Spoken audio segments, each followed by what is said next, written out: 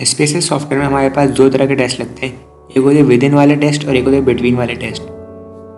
अब कोई भी टेस्ट हम लोग लगाने जाते हैं तो उनके अंदर ये विद इन और बिटवीन की जो है कैटेगरीज बनी हुई होती है। विद इन वाले टेस्ट वो टेस्ट होते हैं जैसे फॉर एग्जांपल अगर हम किसी एक ग्रुप का उसी ग्रुप से जो है वो कंपैरिजन करें। इसको अगर एग्जांपल से लेके समझें कि जैसे मैं आज अपना वेट कर दूँ और एक हफ्ते बाद मैं दोबारा अपनी बॉडी का वेट करता हूँ, तो ये मैं इसका अपने आप से कंपैरिजन कर रहा हूँ, तो ये विद इन का टेस्ट है। इसी तरह फॉर एग्जांपल हम लोग जो है वो हम सब आपस में 10 लोगों का एक ग्रुप बनाते हैं और उस ग्रुप में चेक करते हैं कि हमारी आज के दिन की प्रोग्रेस क्या है और अब से 10 दिन बाद की प्रोग्रेस क्या होगी। तो इसके अंदर जो है वो हम एक ही ग्रुप का टाइम टू टाइम चेकअप कर रहे हैं, जैसे कोहॉर्ट स्टडी में होता था। हमने पहले पढ़ा था कि कोहॉर्ट स्टडी के अंदर टाइम टू टाइम चेकअप होता है। तो इस तरह के जो चेकअप होता है इसको हम विद इन टेस्ट बोलते हैं। इसी तरह बिटवीन वाले टेस्ट दूसरी टाइप होती है, दूसरी कैटेगरी होती है। इसके अंदर क्या होता है, हम एक ग्रुप का दूसरे ग्रुप के साथ कंपैरिजन कर रहे होते हैं। इसके अंदर जैसे फॉर एग्जांपल एक इंटर के स्टूडेंट्स हैं, उनका यूनिवर्सिटी स्टूडेंट से हम लोग कंपैरिजन कर रहे हैं, या फिर हेल्दी और बीमार लोगों का कंपैरिजन कर रहे हैं। इसी एग्जाम्पल के अंदर हमने जैसे केस कंट्रोल स्टडी हमने पढ़ा था पिछली वीडियो में कि जो बीमार लोग होते हैं उनका और हेल्दी लोगों का आपस में कंपैरिजन होता है। तो इस तरह इस टाइप के किसी दो ग्रुप्स या मोर देन 2 ग्रुप्स के बीच में जो कंपैरिजन होता है उसको हम बिटवीन टेस्ट कहते हैं। अब किसी भी रिसर्च को परफॉर्म करते हुए हमारे पास एक सीक्वेंस और एक सीरीज़ आती है कि हमने किस तरह से अपनी जो है वो स्टडी को परफॉर्म करना है। सबसे पहले हम लोगों के पास कोई प्रॉब्लम आती है, हम उसको सोचते हैं कोई प्रॉब्लम क्या है, हमारे एनवायरनमेंट में कोई ऐसी प्रॉब्लम जिसके ऊपर हम लोग रिसर्च कर सकें। बिला वजह में तो हम लोग रिसर्च नहीं करते ना। तो उसके बाद जब प्रॉब्लम हम लोग आइडेंटिफाई कर लेते हैं उसके बाद हम लोग कोई स्टडी डिज़ाइन चूज़ करते हैं, जैसे कोहॉर्ट स्टडी हो गई, केस कंट्रोल स्टडी हो गई। इसी तरह कोई सा भी स्टडी डिज़ाइन हम लोग चूज़ करते हैं। स्टडी डिज़ाइन हम लोग पीछे पढ़ चुके हैं, उसके बाद हम लोग जो है वो उस स्टडी डिज़ाइन से हम लोग सैंपल लेते हैं। फॉर एग्जांपल हमने किसी चीज़ पर स्टडी करी और उसके अंदर हम लोगों ने 10 सैंपल्स लिए। उन 10 सैंपल्स को लेने के बाद हमने जो है वो उनके पास एक्सपेरिमेंट्स किए। अब जो एक्सपेरिमेंट्स करने के बाद हमारे पास जो रिजल्ट्स आए वो नंबर्स के फॉर्म में आएंगे, तो हम उसको डाटा कहेंगे। तो हमारा जो नेक्स्ट स्टेप होगा वो डाटा कलेक्शन होगा। अब वो डाटा हमारे पास सही है या नहीं या गलत है, उसमें कोई मिस्टेक हो सकती है, कोई रैंडम एरर हो सकता है, कोई पर्सनल एरर हो सकता है। तो इस बात की क्या श्योरिटी है कि वो डाटा सही है।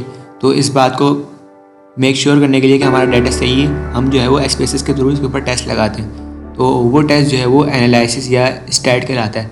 उसको हम लोग डाटा के ऊपर स्टैट लगाना कहते हैं।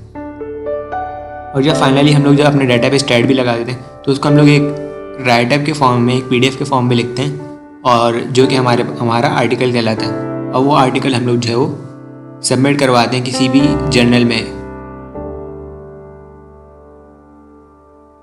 अब हमारे पास जो है वो कुछ और टर्म्स आ जाती हैं स्पेसिस से रिलेटेड। अब जैसे कि हमने पिछली वीडियोस में पढ़ा था स्टैंडर्ड डेविएशन के बारे में। स्टैंडर्ड डेविएशन क्या होता था, एक किसी सैंपल की वैल्यू से उसका जो मीन डिफरेंस तक की जो डिफरेंस है, या किसी एक पॉइंट से किसी मीन डिफरेंस या मीन तक का जो डिफरेंस है, उसको हम लोग स्टैंडर्ड डेविएशन कह देते हैं। इसी तरह अगर किसी भी एक पॉइंट से दूसरे पॉइंट तक का जो आपस में डिफरेंस है उसको हम लोग स्टैंडर्ड मीन कहते हैं। स्टैंडर्ड डेविएशन और स्टैंडर्ड मीन में ये डिफरेंस है। मतलब स्टैंडर्ड डेविएशन मीन से किसी पॉइंट तक का डिफरेंस, और किसी भी दो पॉइंट के आपस में बीच में कोई डिफरेंस है उसको हम स्टैंडर्ड मीन कहेंगे। इसी तरह हमारे पास 2 कैटेगरीज और आ जाती हैं। जब भी हम कोई टेस्ट लगाने जाते हैं स्पेसिस पे तो वहाँ पे हमारे पास पैरामेट्रिक और नॉन पैरामेट्रिक टेस्ट आ जाते हैं।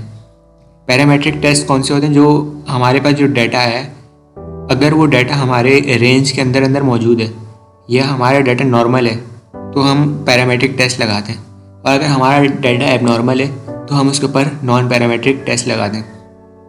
अब नॉर्मल और एबनॉर्मल का क्या मतलब है, जैसे हमने कोई रेंज दी हुई है कि हमारा डाटा जो है लेट से 6 से लेके 15 तक के बीच में होना चाहिए। हमारी जो वैल्यूज़ हैं वो 6 से 15 तक के बीच में है।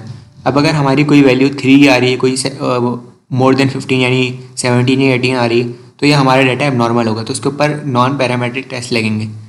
और अगर हमारा डाटा नॉर्मल आ रहा है, मतलब 5 से लेके 15 तक के बीच में उसकी वैल्यूज़ आ रही हैं, मतलब जो हमने रेंज वहाँ पे दी थी उसी रेंज के अंदर हमारा डाटा मौजूद है, तो मतलब हमारा डाटा नॉर्मल है, तो उसके लिए हम लोग पैरामेट्रिक टेस्ट लगाते हैं। अब जैसे कि हमने पढ़ा था स्पेसिस सॉफ्टवेयर के अंदर जो है वो 3 तरह का डाटा होते हैं। एक स्केलर होता है जो किसी भी मेजरमेंट को शो करता है, एक ऑर्डिनल होता है जो ऑर्डर फॉर्म में मौजूद हो, और एक नॉमिनल होता है जिसको किसी कैटेगरी में डिवाइड नहीं किया जा सकता। तो इसी तरह जो है स्पेसिस के अंदर डाटा एंटर किया जाता है और उसके अंदर हमारे पास नेम, लेबल या मेजरमेंट के हिसाब से हम डाटा एंटर करते हैं उसमें। तो नेक्स्ट वीडियो से हम लोग जो है वो SPSS सॉफ्टवेयर के अंदर टेस्ट लगाना स्टार्ट करेंगे और हर वीडियो में हम लोग जो है वो एक इंडिपेंडेंट अलग से टेस्ट लगा के चेक करेंगे कि हमारे पास क्या वैल्यूज आ रही हैं और हम उनको कैसे मेजर कर सकते हैं। Thank you very much. Allah हाफिज़।